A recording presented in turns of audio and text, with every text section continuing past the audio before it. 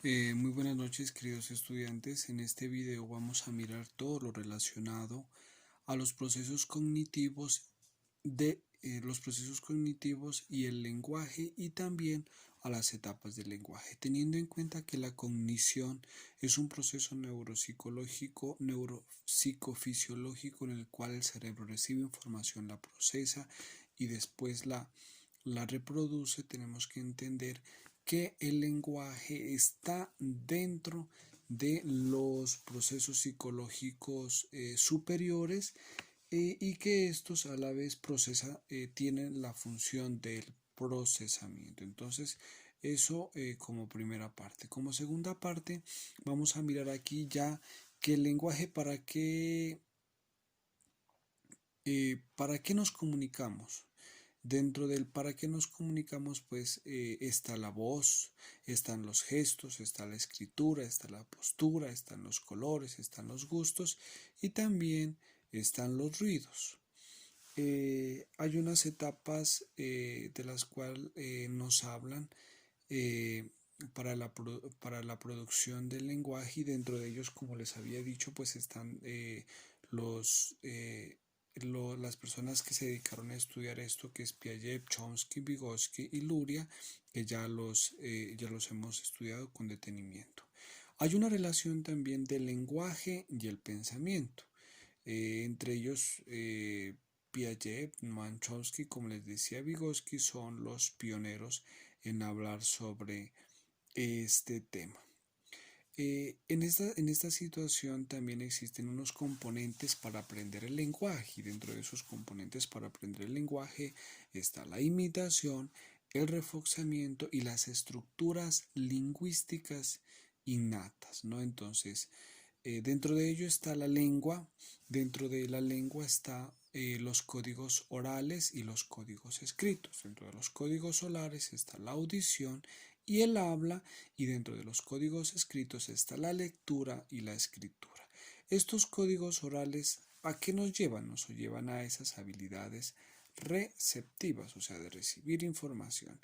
Y los códigos escritos nos llevan a unas habilidades, en este caso, que ya son productivas. Cuando se juntan todos estos dos códigos, se da algo maravilloso y importante, que es el lenguaje.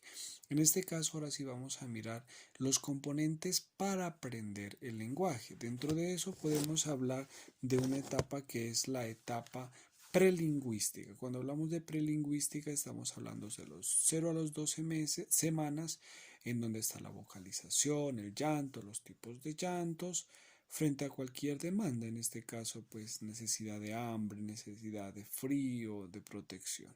Cuando ya hablamos de los 5 a los 6 mesecitos, estamos hablando que suele pasar del arrullo al balbuceo. De los 7 a los 8 mesecitos estamos hablando de que ya repite eh, a ciertas sílabas.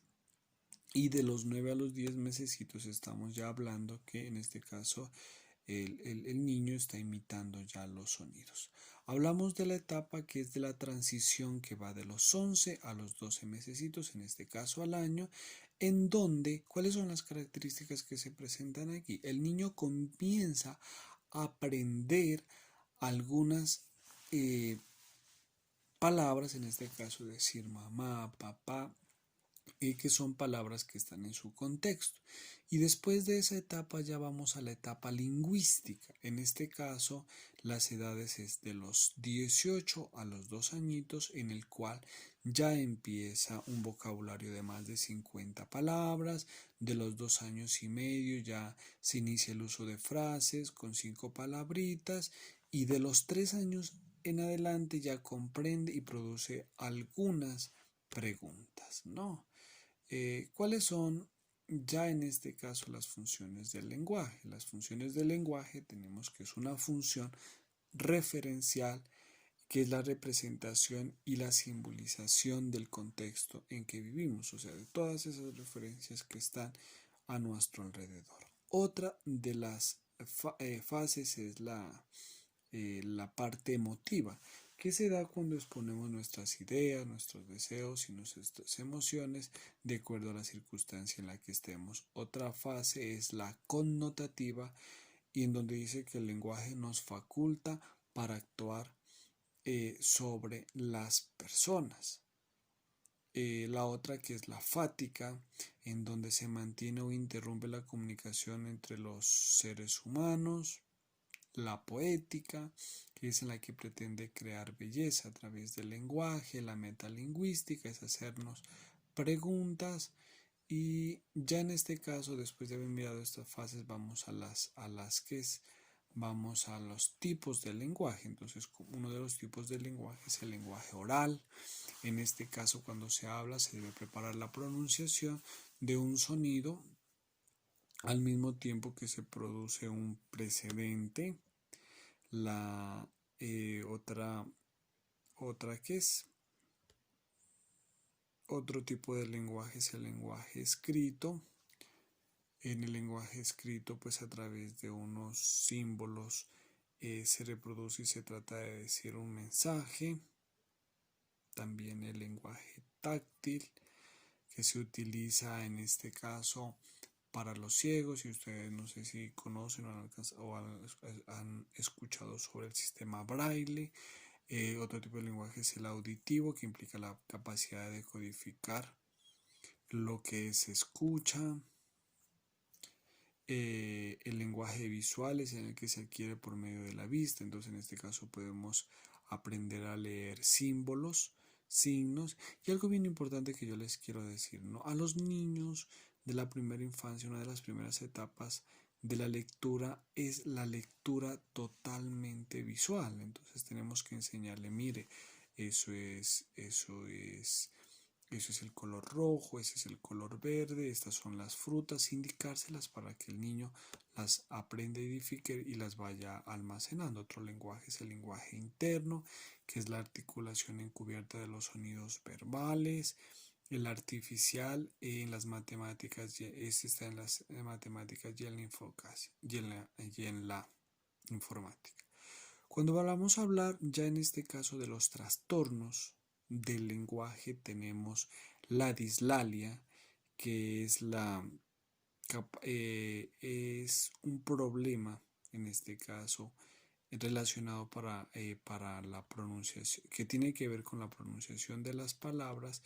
eh, Ejemplo, entonces aquel niño que en vez de decir Coca-Cola dice Totatola. Entonces, si el niño, en primer lugar hay que identificar si estas palabras las escucha mal pronunciadas de sus padres, y si las sigue repitiendo así, y si ya el padre, por más de que le corrige y no las logra corregir, entonces podremos ya estar hablando de un trastorno del lenguaje, que en este caso tiene que ver con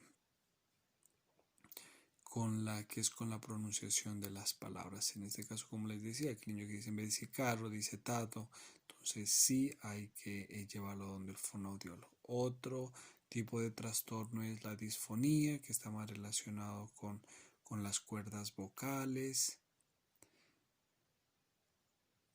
Y el otro tiene que ver con la disfemia, que tiene que ver o está relacionado con en pocas palabras, como el tartamudeo.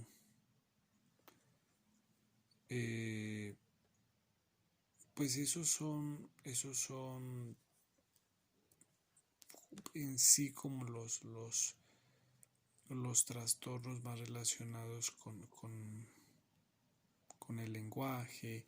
Otro es el retraso en el habla, que el niño pues para cierta edad ya tiene que estar pronunciando ciertas palabras y se le dificulta.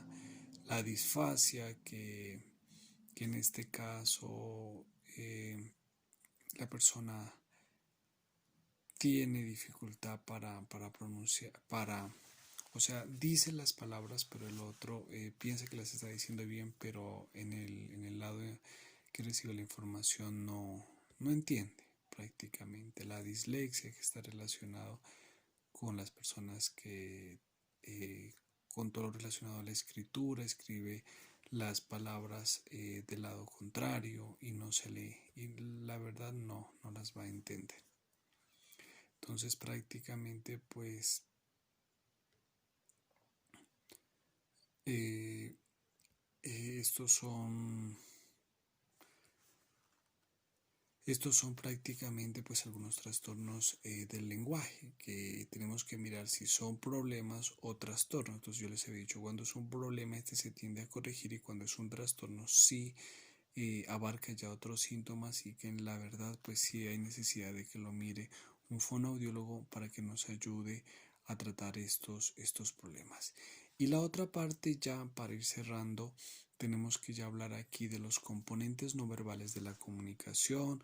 Uno de los componentes no verbales de la comunicación está la mirada, la expresión facial, la parte postural, los gestos, los componentes paralingüísticos. Dentro de ellos está el volumen, el tono de voz, la fluidez, la claridad. Y algo bien importante aquí para hablar sobre ya, y para ir cerrando este tema sobre el lenguaje, pues tenemos que ver y resaltar la importancia. Yo les había dicho en un video sobre la estimulación, en este caso del lenguaje. Y podemos identificar que cuando en el medio o en la familia no se estimula el lenguaje con cuentos, con lecturas, con cantos, o dejarlo de que el niño hable, entonces sí va a tener ciertas dificultades con el lenguaje. Muchas gracias.